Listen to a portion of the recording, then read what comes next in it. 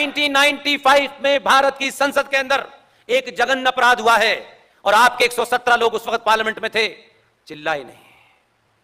अगर सच में आग लगी होती तो यह काम मुझे नहीं करना होता, GDRSN को नहीं करना होता, सुशील पंडित को नहीं करना होता। इतनी बड़ी भीड़ है हमारे पास, चौराहे चौराहे भी बताते तो कहते कि हमें सबसे पहले 370 नहीं हटानी, ये हटाना है, क्योंकि जानकारी नहीं है कि जानकारी अगर आपको दे दी तो फिर दुकान चलेगी कैसे।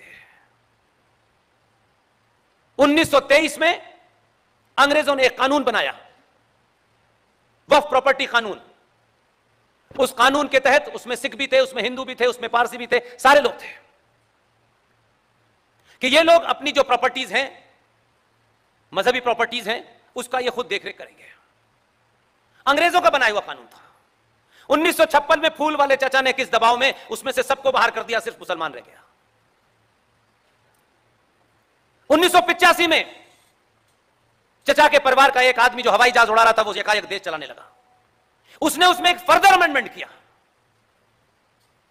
1995 में पीवी नरसिम्हा राव ने फिर एक अमेंडमेंट किया, क्योंकि ये मुद्दे तो हमसे क्या लेना देना है, हमें इससे क्या मिलेगा ये बताओ पहले। इसकी चर्चा तो हम आपस में भी नहीं करेंगे, क्लास में भी नहीं करेंगे। दिन भर यहां भाषण, वहां भाषण, विज्ञान भवन में भाषण।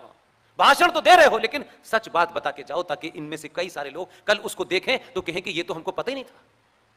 95 में अमेंडमेंट हुआ, 2013 में संसद से एक पूरा कानून बनके हमारे सामने रख गया। 2013 बहुत पुरानी डेट नहीं है मेरे भाई।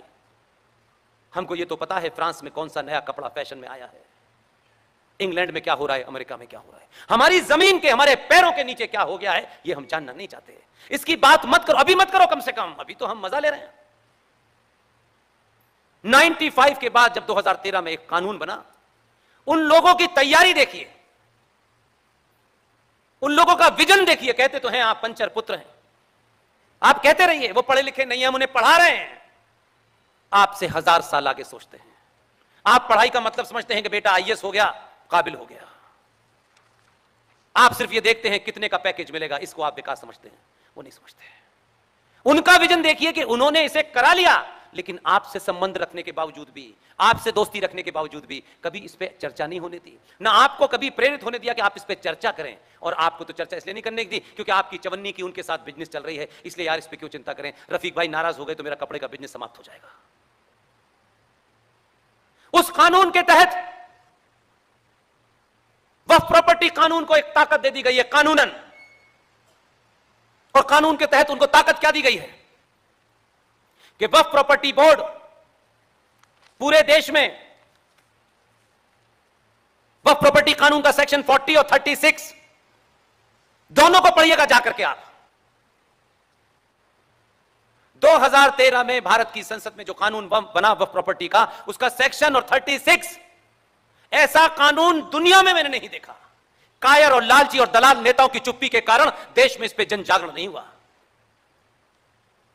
वो ये कहता है, उदयपुर में जिस भवन में आप इतनी संख्या में बैठे हैं, यह भवन सिर्फ उनको यह कहना है कि यह वक्फ की जमीन पर बना है। उनको यह सिर्फ इतना ही कहना है और कुछ करना नहीं है। सेक्शन 40 कहता है कि अगर वो ये कहते हैं कि ये जमीन वक्फ की जमीन है, सेक्शन 40 इस बात की रियायत देता है कि उनको कागज नहीं दिखाने हैं। और आप कहें कि ये मेरी जमीन है, मेरे दादा का कागज, परदादा का कागज। सेक्शन 40 उसी कानून को यह कहता है कि जिसके पास कागज हैं वो कागज आप हाई कोर्ट में नहीं दिखा सकते, क्योंकि हाई कोर्ट अधिकृति नहीं है आपका मुकदमा सुनने के लिए। आप कोर्ट नहीं जा सकते।